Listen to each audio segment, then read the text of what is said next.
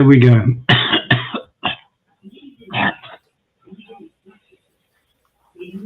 Morning, everybody, and welcome to Talking Niagara on Thursday, November 13th, 2025. And, I hope you're all having a great day. Before we go on to today's stuff, I came across last weekend a thing called the Downtown Niagara News. Right. Downtown Niagara News, haven't heard of it. It's brand new. No, neither have I. I presume this is their first. Oh no, they say episode 2, issue 2, right? But they're talking. One of the things they're talking about is the Santa Claus parade, which is this Saturday. Right? Oh yeah. It's Saturday and it's in the evening. They want it to be at night. Right. Okay. So, because they want, and if you think about it, Santa Claus is most often associated with nighttime, isn't he? So it's a good thing. They want candles and lighting with all floats. Mm-hmm. So anyway, I wish this the Downtown Niagara News, well, it's black and white. And they're obviously as a new supplier, a new news supplier. They're looking for advertising.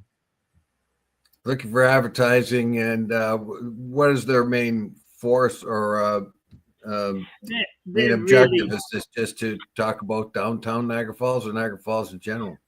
Well, just I think Niagara Falls in general. Santa Claus Parade obviously takes first priority here. New Reading Cafe opens up on Queen Street where the hub used to be. So that's something. Where does downtown drinking water come from? It's a very good question. Getting high on business, so a business focused. So I'm guessing this might well be, if one were to look at it, not that we have one, the downtown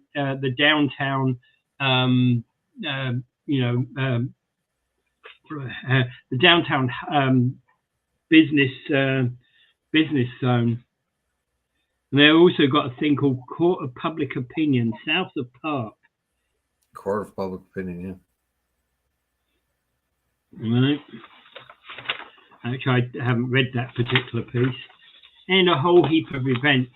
For example, tonight, on my birthday, we got karaoke with Christy Hales at Plush Imperial at 4515 Queen Street. It starts at 8 p.m. Oh, that sounds interesting. Yeah. So they've got a whole heap of that kind of thing, of stuff that's going on around town. Of course, those things that are going on around town are as much for tourists as they are for the people, right? Did you say it was your birthday? It is. Oh, happy birthday, old man. Yeah, thank you, old man. Oh. Well, Speak for yourself. You're a couple of years older than I am. Yeah, but well, I guess it's the same with every man. Doesn't matter how old they are. I'm still 29. Still 29. Trouble is, my muscles don't understand that. No, the immaturity of my brain does not it belies the age of my body, I would say. Or the other way around. Immaturity of my brain. No, my brain's perfectly mature. It's been mature since I've been about 8 or 9. Right. The trouble is, my body, right now, my body is failing me. Right. I've got 2 elbows aching. I've got 2 knees aching. I've got 2 ankles aching. I've got a back aching. Yeah, right? I know all about it. Yeah. I can't take on the work that I used to do anywhere near. I used to have a lot of heavy work dragging chain falls, heavy tools, things like that. And no, I couldn't do any of I could do it for shorter periods of time, let's put it that way. But I couldn't do a 12-hour shift anymore like I used to. Yeah. Well, you see, about well, I've never been any good at doing it, but about 10 years ago, 10 years ago, I redid the front roof on our house, right? Not because it needed it, but because the city had posted one of those stupid notices on our house, right? One of those like condemned that you have to remove that you have to basically fix it or remove it. There was nothing broken in, what we had was a slightly curved roof. So I fixed the curving, right? I fixed the curving, but there was nothing wrong with the roof per se, right? It was all firm. There was no seals broken. There was no water getting inside. It was just, bureaucracy gone mad. Yeah, it could be. Yeah, you get somebody new that really hasn't. The problem is they used to hire people that used to be in the building industry for this kind of thing. Yeah. What they back in the day when they had a lot of secretaries, so the guy with building knowledge could tell the secretary, this is what has to be done to this particular house, and they could crank out a letter. Nowadays, you got more bureaucrats that sort of look for telltale signs like sagging roof and say, oh, there must be a problem there. Whereas in the old days, the guy would come in and look at it and say, yeah, it's a sagging roof, but there's no problem here. Yeah, well, that's exactly what I spoke to a roofer friend of mine who looked at it, and said, yeah, you've got a sagging roof, but there's no problem here. He told me what to do to fix it. And, because all I did was cut board to shape, So I cut board to shape, reshaped the roof and fixed the sagging roof. So it's no longer sagging, right? Everything's back to... Structurally, it's essentially the same, right? Yeah, essentially exactly the same. Yeah. The new roof is supported on the old roof, right? It's got struts underneath it that are cut to shape because obviously, given that it was sagging, they had to be cut off at the ends in order to make it work. Yeah. But underneath, it just is all supported on the old roof. And even 2 years beforehand, before we got that thing about the sagging roof, we had roofers redo the main roof of the house, and they put their ladders up. They wouldn't have put their ladders up if they'd have thought it was unsafe. They went up to that stage, up to the main roof, and that's the way they did their work, right? Yeah, well, I can tell you sometimes you don't know by looking at a roof how bad it is. I remember I used to go up on my neighbor's roof and clear her gutters because it was my tree that dumped all the leaves on her roof. So I go up while doing my own, I would do hers. Hers was much easier than mine. But when I was up there, I could see that there were some real problems with her roof. And I told her so, like, you're going to have a major done here. But it wasn't until the next owner came and they did it, and they did a major on the roof. But looking from the outside, you would not have known. You had to get up there and see it. So there was no telltale sign from below. Yeah. Well, the other thing, so what happened this year is I redid my garage roof. I resurfaced the garage. I've redone the garage roof. So now, so now it's all up to date, it's all up to date, good again. So there's no leaking into the garage. And that is, of course, what happened that I'd finished that off, not this weekend just gone, but the weekend beforehand. And, and then subsequently this weekend, I developed that, coldy flu symptoms, which when I looked up on Google was saying to me, well, it could be posture related. And of course, posture related, I'm not normally in a posture, I sit well. I've always been very conscious of my posture. But when you go up on a roof, there's no such thing as conscious on a posture, is there? No.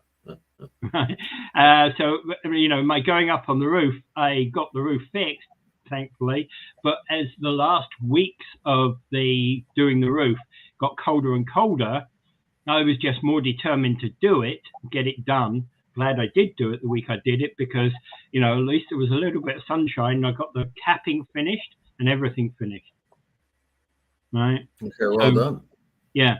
And, you know, I feel good for having done it. But then, of course, I went down with this shitty, horrible thing at the beginning of this week. Yeah. Now, at the moment, I'm just saying I've got my elbows ache, my knees ache, my ankles ache, and my hip aches. Yeah. I'm in that same. That's what you call old man aching, isn't it? Yeah, pretty much. The joints, and believe me, I've got lots of those because of playing a lot of contact sports and having accidents, and also working in some pretty rough environments. Yeah. You know, when you're working at the top of a blast furnace and it's, you know, it's minus 10 degrees and winds blowing through it, and you got to use sledgehammers and bars and things like that to try to I don't know, man. It's like I can't really describe it. This is to break off the slag, I'm assuming. Well, they would do this to us all the time. Anytime we went up the blast furnace, the conveyor blast furnace, the workers never really, the Stelco workers would never really help you out too much. They were supposed to clear off all the mix on top of the blast furnace conveyor, and you were supposed to be able to change the snub pulley and stuff. It was a major job, really, but they would never clear that crap out.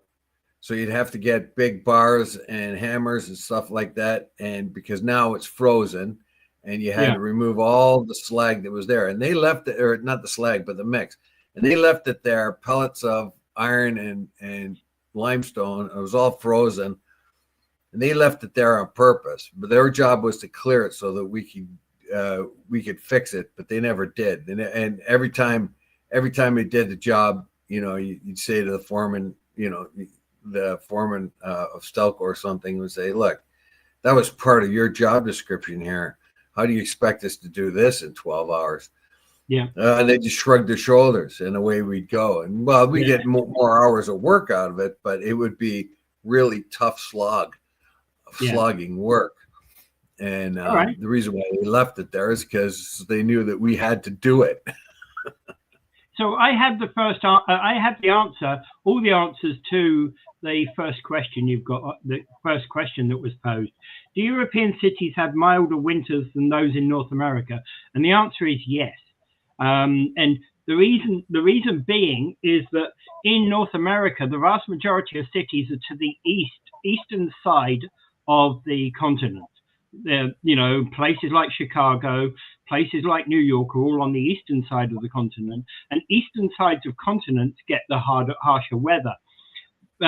In Europe, the cities are placed evenly across Europe, but probably there's a greater concentration on the western side of the continent, and besides which the continent is not a square continent in the way that the USA and Canada is.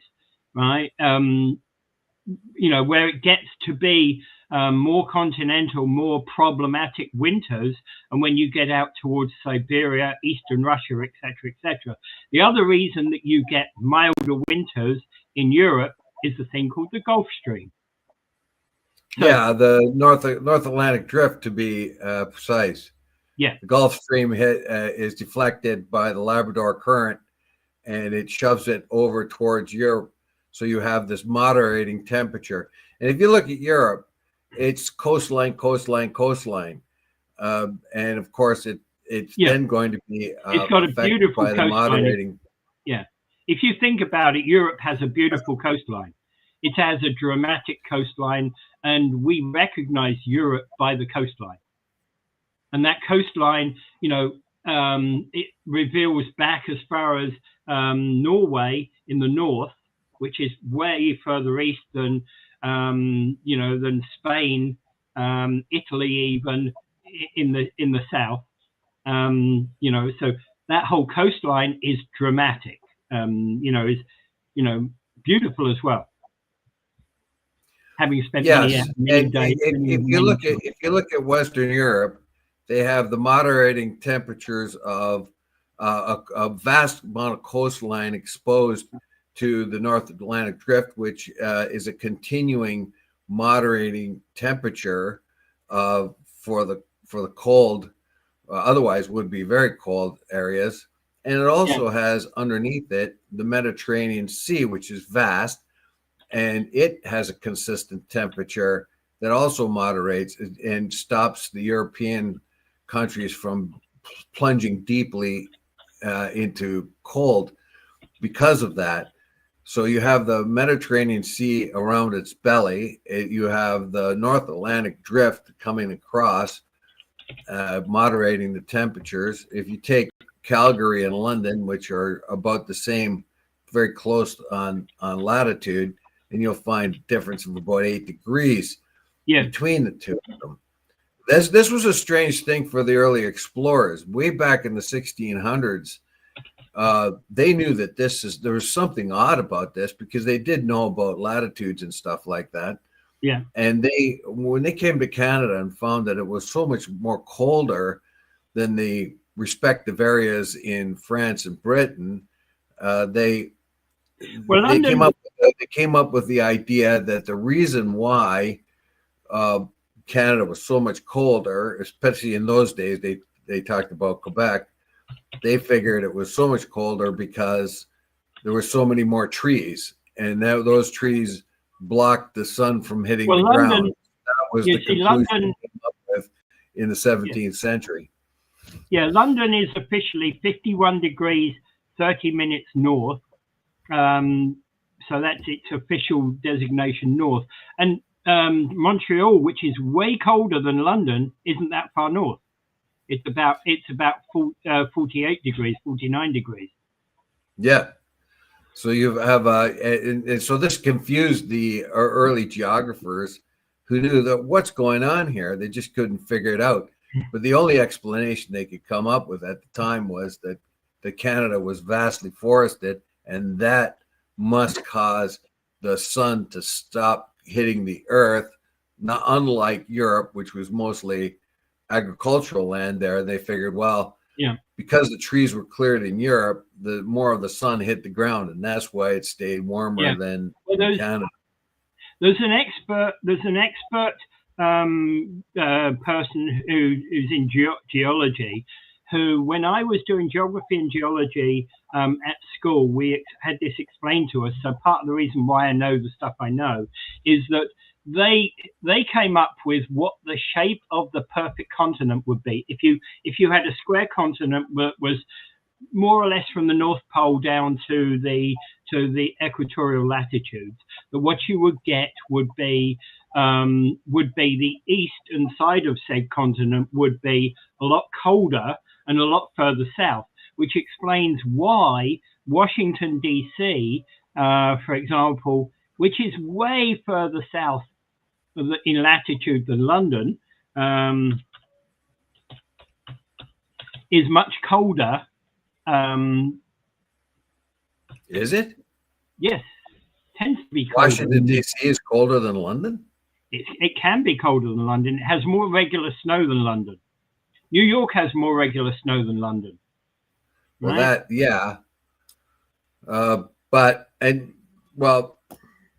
So Washington is at 38 European capitals as well. Yeah, Washington's at 38 degrees north, which is the same latitude as South Korea.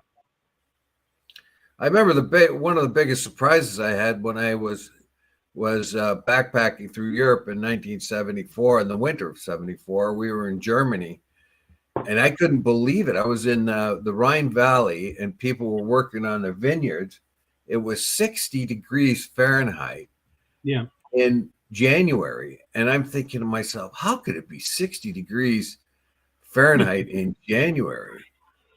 But but it was a typical temperature for that time. Of course, we've had different moderating weather effects over time. There's a lot of other explanations that explain weather. But if it gets colder than in Europe, it would be colder in North America, as in like the European mini ice age, basically. Yeah. Those times. It could get warmer like it did prior to the Viking, the 300 years of Viking raids in Europe. That was due to an unusually warming period, which allowed the Vikings to raid longer and farther afield than before. And then it went back colder again during the mini ice age. Yeah. So there's a lot of factors involved, but generally speaking, the moderating effects of the North Atlantic drift, the European nations that are can be moderated by the Mediterranean as well. You have a lot of even in our area around here, a lot of our weather is controlled by the Great Lakes. We have huge inland freshwater seas, basically, that hold on to temperature and keep things warmer or colder depending on the time of year. Yeah, well, like they're saying, for example, Madrid's average temperature is 50 degrees Fahrenheit, 10 degrees Celsius, compared with 40 Fahrenheit for New York City in January, which is 4.4 Celsius.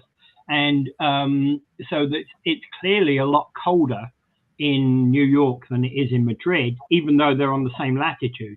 And the same again goes for Niagara Falls. And Niagara Falls is on the same latitude, exact same latitude, as is the port in the south of France. Oh, well, that's escaping my mind right now.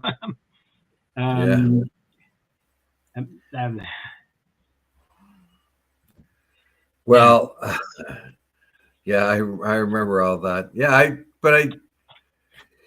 in any case, it's that's just an interesting scientific fact. But what I hadn't heard of before is that eastern side. Why is the eastern side of a continent colder than the western side?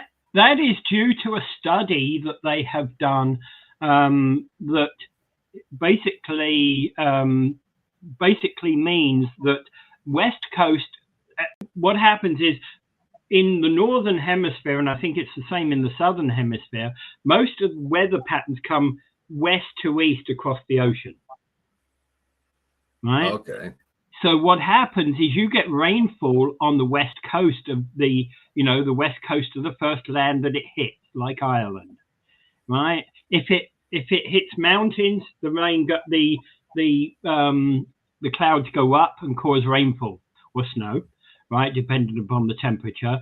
And as it goes further east, it collects inland, the moisture from inland, right? So other than those mild rain that hits the west coast, it goes inland and further tends to dip south.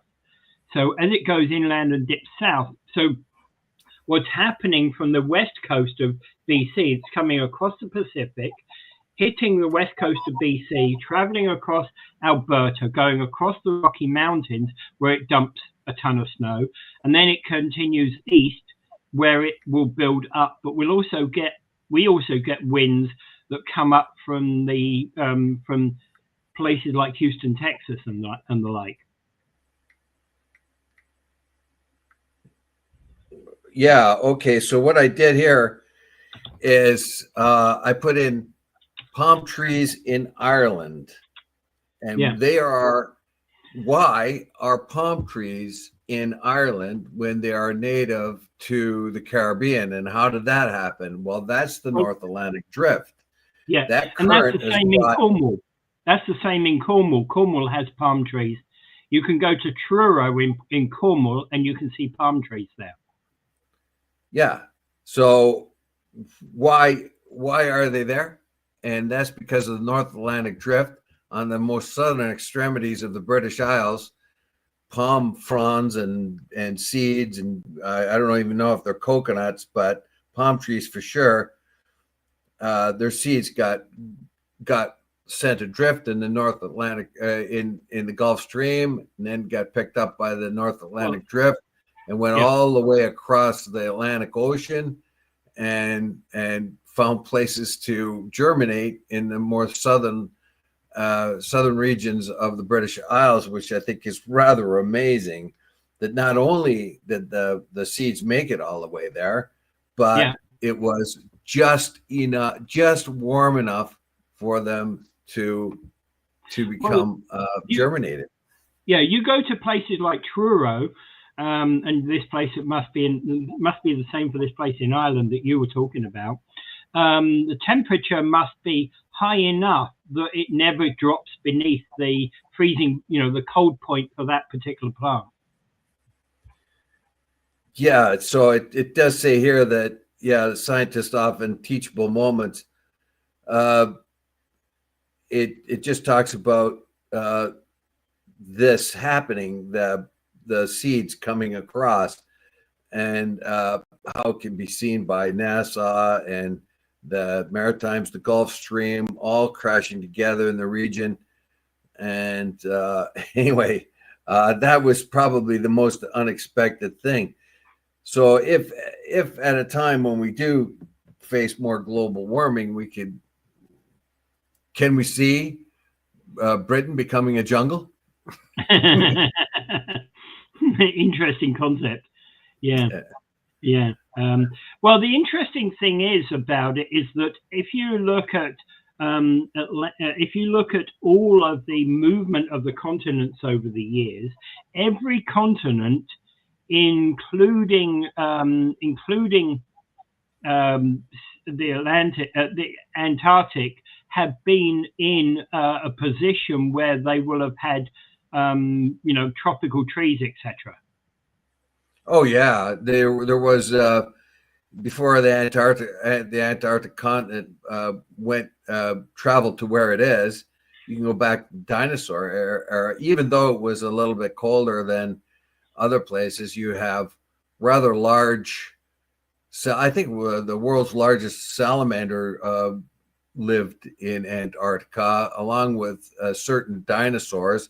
They feel that the certain dinosaurs that lived in the Antarctic had special adaptivity to a slightly colder temperature. But once Antarctica plunged to where it is now, at the bottom of the earth, only around the sea can things live, because the seawater, of course, doesn't get any colder than 32. Otherwise, it would be ice. So there still is around those areas places where things can live. And it's amazing. It's amazing how rich the fish and penguins, seals, and thing about Antarctica, of course, is that it remains at 0 Celsius for 99% of the year anyway. Right? And it goes down to -70, and it's the world's largest desert, oddly enough.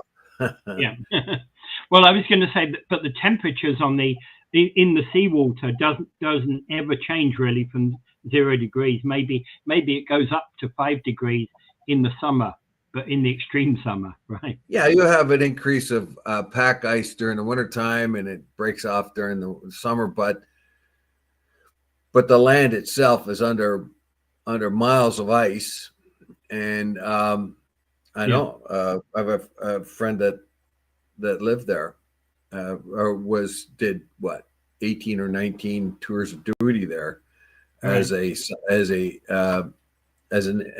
professor of engineering for the Arctic regions for the U.S. military. Okay, so let's move on to another question. Oh, come on. So where do Niagara's unhoused go if they're turned away from emergency shelters? That is a factor here, and it was disturbing to read it. Yeah. So what they do is they get some unruly people sometimes, and they ban them. They ban them from the shelter. But unfortunately, In fact, actually, I've heard this from several people now. Shelters, they're given 90-day notices when they arrive. And what does that mean? You have the time. You've got 90 days in this shelter. You must move out in 90 days. Okay, well that spans, so that can get you December, January, and February. Yeah. The worst time of the winter. So you can clock in and get 90 days. You may be able to get a reprieve or an extension depending on what's out there. What is very clear though, there is limited space. Very limited. And yes, and what happens is they do push people out and not allow them to come in. Usually, as I read this article, it is people that are rather unruly or do not follow the rules. So they'll be banned for a few days, just even a few days. But those few days, unfortunately, there's been an incident or two where those people that are being banned have frozen to death.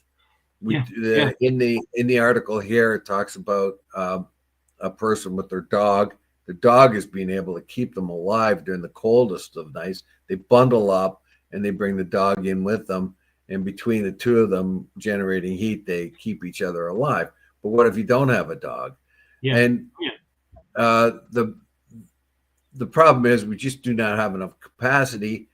And then when you do get the homeless, of course, you have, as we've talked about over and over, you have abundance of mental issues, mental illness issues, and we also have a lot of addiction issues and combinations of those. So what happens is you get a rather unruly person, sometimes someone who will not play by the rules or causes problems.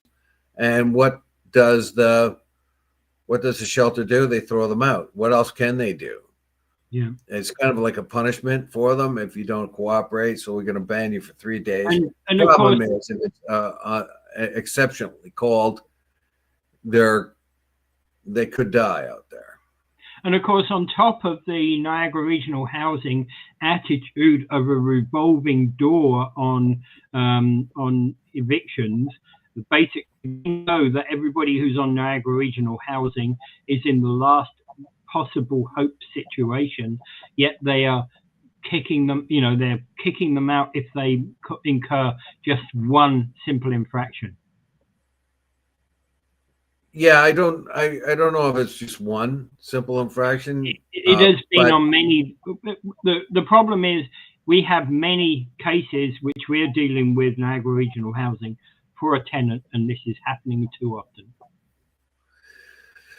Well, if you notch it up a level for affordable housing, like we provide at Kiwanis, every once in a while we will get a very bad attendant, an attendant that lets other people into the building.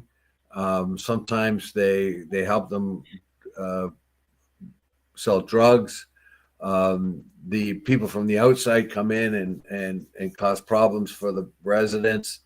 And sometimes their place gets full of cockroaches and other things of that kind. We even had one tenant who allowed people into their unit, and they ripped down the walls and they tore out the wire, the copper wire and piping and so on. Yeah. So now what do you got to do? You got to get rid of this person, because no amount, and it takes a couple of years, and no amount of rehabilitation helps them. They just continue what they do, and then they're thrown out. So where do they go then? Oh yeah, and then they're back in the system. They're still on the Niagara Regional Housing list. What was very irksome to us is when another affordable housing care threw out one of their troublesome residents, or we threw out one of ours, they go right back on the top of the list. And that was just driving us nuts. So you have somebody that's cost you thousands and thousands of dollars, and you are a nonprofit. You certainly can't afford to start shelling out thousands and thousands of dollars. You get rid of them, you finally you get rid of the cockroaches, you finally redo their slum of a place they've been living in, and then they go back on top of the list, and they end up going into another housing place and you're saying, why did you dump them on them? They're going to do the same thing there that they did here. Yeah. Can't you go down the list and get somebody else? In the meantime, it's always see nothing, hear nothing, speak nothing kind of thing. Oh yeah, we know. It's a problem. It's a problem. And there's a comment. There's a comment on the. There's a comment on there that unfortunately I can't publish those. But it's a true comment. It's a comment that unfortunately is true. Yeah, it's unfortunate. Yeah, a particular individual, but I can't say it. Well, I can tell you from the nonprofit housing that I'm in, I'm involved in. Almost everybody is well behaved. I think you guys do a very good job, right? But occasionally you get these bad pennies, right? Yeah, and they're very costly, and they won't behave like an ordinary person or even resembling that. You don't want them to be a cookie cutter of every person, but all you have to do is behave yourself like ordinary people do. So what you do is you get their place and it gets full of cockroaches, and you can't get in there. But even the police can't go in there, public health, because they have rights. They have rights. So what happens is the cockroaches or the infestations come out of that particular unit and infect the other area. That costs you a lot of money and pests, even if you can get in there. I've just seen a few months past a unit that was redone, that had to be redone. I saw the before and after pictures by the super. Yeah, he did a lot of the work himself in there, but I'm telling you, it was very costly to redo that place because it had become so bad. And we do, and then of course, what do? You still have this person now. Do you shove them into being homeless? Or do you try to find them another place to live? Finding them another place to live will just cost the next nonprofit to go through that same expensive, long, painful procedure of trying to get rid of them so that you could maintain, a safe zone too. Like that was another thing we found, that some of the residents were letting other residents in, either relatives or friends, and they would find an easy place to deal drugs, and they would also intimidate the other residences. Mm-hmm. So because it's easy, right? Just go in there, and they can use it to hang out in there, and we found that there was drug dealing going on if a resident let people they knew in to use their unit. And unfortunately, that then we had to put up cameras, expensive cameras in the hallways and stuff, which we didn't have before. So that it's just one bad apple can make a real problem for a nonprofit. And unfortunately, among the those people who don't make a lot of money or are unhoused, you get the mental illness cases or the drug addicted cases, and one person can cost a lot of money and a lot of upset. So what do? You don't want to throw them on the street, but on the other hand, they're ruining they're costing you lots and lots of money. Yeah, but you don't want to when you're trying to keep as many units open for affordable housing as you can. Yeah, you don't want to throw them on the street, but then again, at a certain point, you've got no choice as the nonprofit housing owner.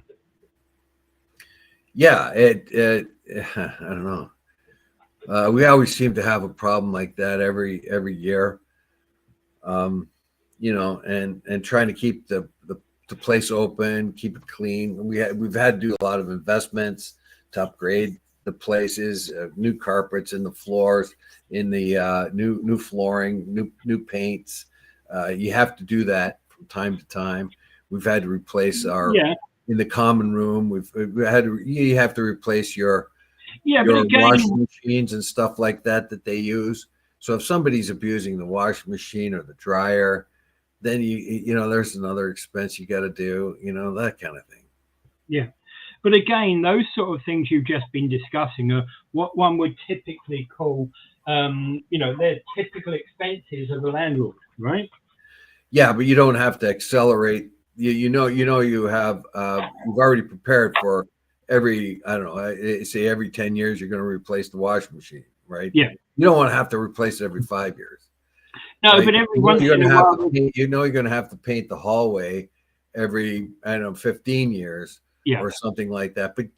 But you don't want abusive people in there to vandalize the area, and then you have to do it do touch-ups or other stuff along the way. So the vast majority of people that are use affordable housing are fine, excellent people. But and what Mr. Pizzacala says is the people at work who are now working are becoming homeless because the rents are too high. That's true. We found this, and we reported upon this earlier on. We found that people of mid incomes, like for instance, if you were in a middle class family and you lived in a certain, let's say you lived in a 3-bedroom bungalow when you were growing up, and you make about the same money as your father or mother did when they were working, that you cannot afford the same house that they did. Yeah. So you have to drop down to the lower end. So now you're in a bungalow that might be 2-bedroom with no yard or something like that, or an older one. Well, that displaces the people who normally would have lived in them, the lower income people. So now you're a mid-income person and you have to drop down and start buying homes where normally a lower income person bought. And of course, that lower income pressure on the lower income people. Where are they going to go? Yeah, exactly. And the point being is, I'm fortunate in a way because I had enough equity when I came to Niagara, although I lost everything in the first house I bought. But I generally had enough equity when I came to Niagara that I could get a house and survive. Well, that was a different time too. Yeah, exactly. And the middle class is being assailed by rising houses, and one of the most the most egregious, of course, is rising real estate. So the middle class lifestyle has been reduced. I have 3 sons. 2 of them just recently bought homes, and they're in their early 30s. I had my first home when I was 25. I had my first when I was 23. I just calculated. We were covering that the other week. Yeah. Right. Something triggered it when we were discussing it the other week. But yeah, it's pretty bad.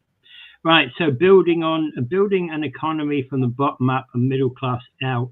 2-tier justice, says Red Dress Press. Well, yeah, I don't really understand it. You wanted me to put the comment? Read it again, please. Right. Building an economy from the bottom up and middle class out. 2-tier justice. Yeah, so I suppose we are focusing on that now. There's a lot of pressure to build affordable homes, and we found that the first big push to build homes didn't really work, did it? Because as we pointed out over and over again, that the builders built in this region built for the immigrants, basically from the GTA. When the GTA people sold their bungalow for $1 million, their 2-room bungalow for $1 million, they came down here and bought homes that normally would have gone to middle class people and pushed the price up so that they were beyond. So the home market that was here in Niagara, that might well have been 250 to 400,000 at the time, they were selling to Torontonians for 500 to 600,000. Right. Yeah. Well, I know a guy who had a closet of a townhouse in Brampton. He put it up for sale for 400 and something thousand. They thought thought he would make a great windfall by doing that. He actually sold it for $200,000 more. Yeah. Yeah. Well, one of the biggest challenges with some of these sort of things is that these are advertised purely, these new developments are purely advertised in the Toronto market. You couldn't even find them if you were looking through local realtors. Yeah. So this is, so we found that the Carney government now and talking about wartime housing and modular construction and concentrating on affordable middle-class homes and that in the Downsview region of Toronto, we can expect that to happen here. But the fact of the matter is that our housing, our push to get more houses, did not satisfy the market that was needed. I can go back to the times when we had the huge interest spikes. The home builders at that time in the 80s started building much smaller homes so that they could sell them. But nowadays they don't do that. They don't build the smaller homes. They keep looking for that market that's the higher end market because the profit is there. Morning, Karen, by the way. Morning, Karen Fraser, by the way. Hi, Karen. How you doing? And so that's was the problem. Now there's more of a concentration on. You still have to convince the developers to develop areas that are more affordable. And what's happened is prices of things have come down, not because there isn't a market, there's less people looking. That's not the case. It's less people can afford it. That's why the prices are coming down. And so the available housing stock that we do have is beneath typical times when even when we've had influxes of population. And so what happens is people stay in with the parents longer and everything like that. So I don't know. It's all right. Let's move on. Okay. Veterans Affairs Minister says he has respect for the independence of the court and the poppy ban within the courts. Right. I found this an oddity, but go ahead, Dave. This is woke going to extreme, in my view. They want to ban poppies from the courtroom because it's because of the symbolism, and for some reason this may interfere with the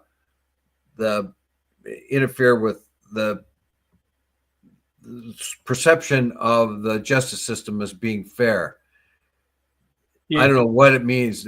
If somebody has a poppy on, if the plaintiff has a poppy on and the defendant doesn't, will that sway the judge's attitude towards them? No, because I don't think so, because the judge is going to listen. If it's judges deciding it, the judge is going to listen to the evidence. The evidence in terms of party A is, and the evidence in terms of party B is, and I will decide it this way because, right?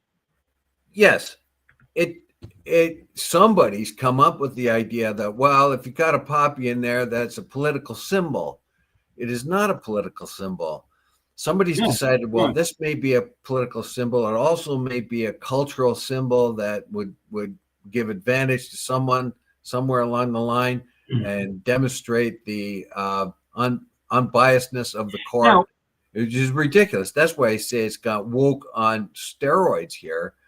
You could think of all kinds of different things that could happen in a courtroom. Yeah, it would be a political or cultural demonstration that would not be welcome there. You have to have certain. And let's be honest. The judge who's wearing his robes, who's on the court on the bench, is probably not going to put a poppy on that lot because it's already difficult to get that stuff on him. Right.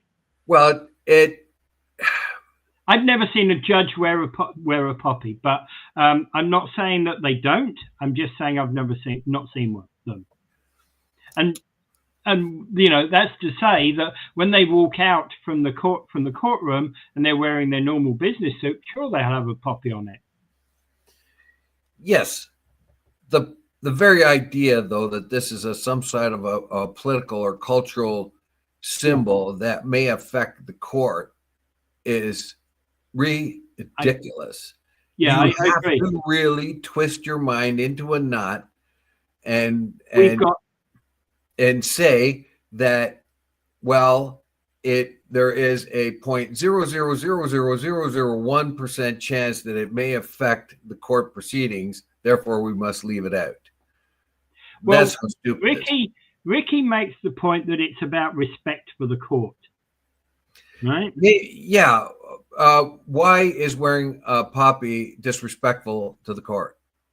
I don't think it is. And for example, if you and I are appearing at the same court case, and you wear a poppy and I don't, there should be no inference drawn by that. Of course, and I don't think any judge would. So I don't. Yeah. What are they saying? Just in case we have a judge somewhere in Canada that likes poppies and would more likely judge on behalf of that person as the plaintiff that happens to be wearing a poppy rather than the defendant who isn't.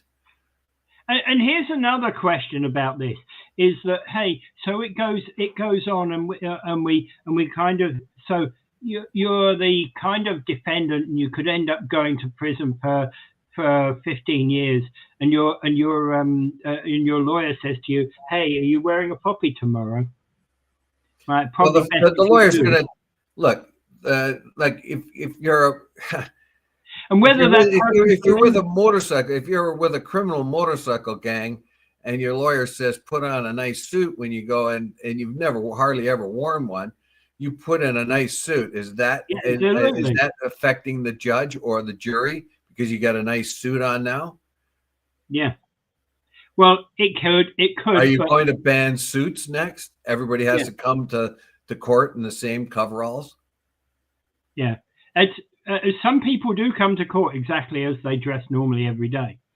Some people dress but up. Normally, anybody I've known that's had a lawyer, when you go to court, you dress respectfully. If you, it's a better. And that's exactly the right words, Dave. Dress respectfully, that respects the situation that you're in. So your Sunday best, right? I would say to people, wear your Sunday best, what you will go to church in, what you'll go to a wedding in, right? Nothing fancy. So wedding gown will be out because it's too fancy. But if you don't have a suit, wear something that is at least a buttonable to the top, right? Even if you only button it at the second button, it should be buttonable to the top, right? Yeah, so there you go. So are you going to make suits illegal in courtrooms because that may affect the judge? When your lawyers are telling you looking respectful will help your case. I don't think I think a judge sees right past that. If you got an axe murderer and he's wearing a suit, I don't think that suit's going to make much difference to the judge at all. If you wear a poppy, that actually is just a sign that you are respectful for the traditions of Canada. No judge is going to say, well, that axe murderer is wearing a poppy, so he might not be as bad as he looks. Yeah. Seriously. Yeah. This is what I mean by this is woke gone crazy. This is woke gone like the chances of wearing a poppy, a respectful cultural symbol of our country, having somehow affect the judges and the jury. If you're an axe murderer and you're on a multi-week trial in St. Catharines, for example, you're going to be, the jury who's listening to you may well see you put a poppy on Remembrance Day, right? They're not necessarily going to even think about that when they're discussing the evidence and whether you need to go to prison or not, whether you're guilty or not, right? Doesn't come up in part of their thing. They're going to be talking about the evidence that they heard in the trial. Well, yes. So like I don't know if you're a jury member, for instance, and it's it's the 11 days leading up to Members Day, and you're wearing a poppy. How does that say to the anyone that person is a better or lesser judge of character? Like I said, that jury member would most likely be wearing a better grade of clothes than they normally would have because they have respect for the court and the court system. It's just a demonstration. So I say if a suit is recommended by your lawyer to go in and look presentable, then we should ban suits because not everybody can afford a suit. So let's everybody walk in there with the same coveralls as everyone else. So it's just dumb. I could see other symbols. I could see other symbols. Like, are you going to take a person that wears a cross? Lots of people wear a cross on the outside of their shirt. I have problems with that symbol. So the axe murderer now has a cross, and he's claiming to be a really good Christian guy. Do you remove that? Do you remove a Star of David of a person, or a kipka, like that little hat that Jews actually wear? Are you going to ban that? Yeah. Those in both Israeli and in the Jewish tradition and in Muslim tradition, those little caps, they're called different things in both the religions, but the people who wear them rarely take them off, if ever. Yeah, so you're going to ban them? Are you going to ban them? Yeah. So you see the axe murderer as a kipka on. He's a better guy because he's a religious dude or trying to show he's religious? Well, I think one of the classic things that I had in a court case is that that I had a witness who basically said, "Your Honor, sorry for the bad language, but I can't say this any other way." The person said to me, and then he spoke this swearing rampage, right? And the judge basically just smiled and said, "That's fine. I understand where you're coming from, and I understand how the evidence that you're giving. Thank you." Well, sure. There's all kinds of swearing in evidence and so on because you have to be accurate to where it is. Yeah.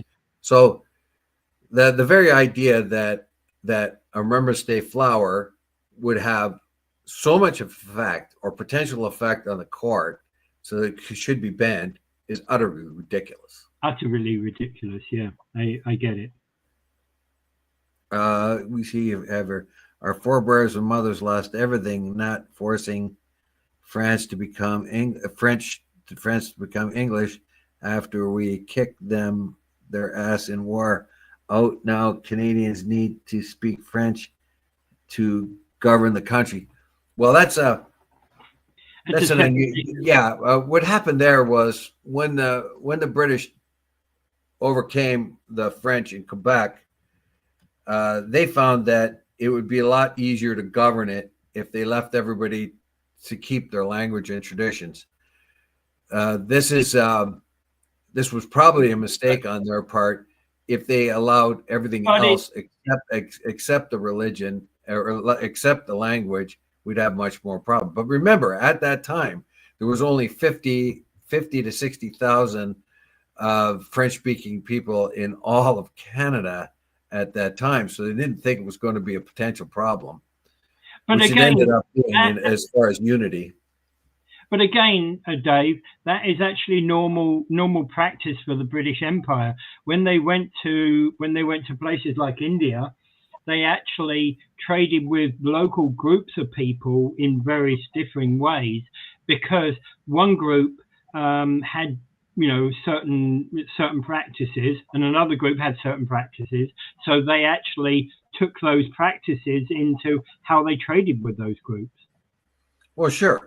And they did not mess with the culture of the area. Exactly. It was the missionaries that came later that tried to tell the Hindus and the Muslims and everything else in India that they were wrong and they should do things other ways. That's what upset a lot of them more. But the businessmen who could care less, they were just looking for money. And if they had to speak to Urdu, they spoke Urdu. If they, if they had to speak Punjabi, they would, Yeah. so on. But in Canada, though, that I remember reading about that, they just felt that it was easier rather than have rebellions on there, because at that time, once they, the threat of France coming back into the French Canada, and the Brits were very broke at the time. In fact, their taxation to pay for the 7 Years' War is what led to the Revolutionary War in the United States. So they did not want, if they felt if they were culturally imposing on the French in Quebec, that they would have revolts and other things like that would be expensive to control. And since the French in Canada were so remote from the French in France at that time, it would not be easy for the French to come back in. So they just kind of felt that, keeping them calm would be the way to go. And I assume,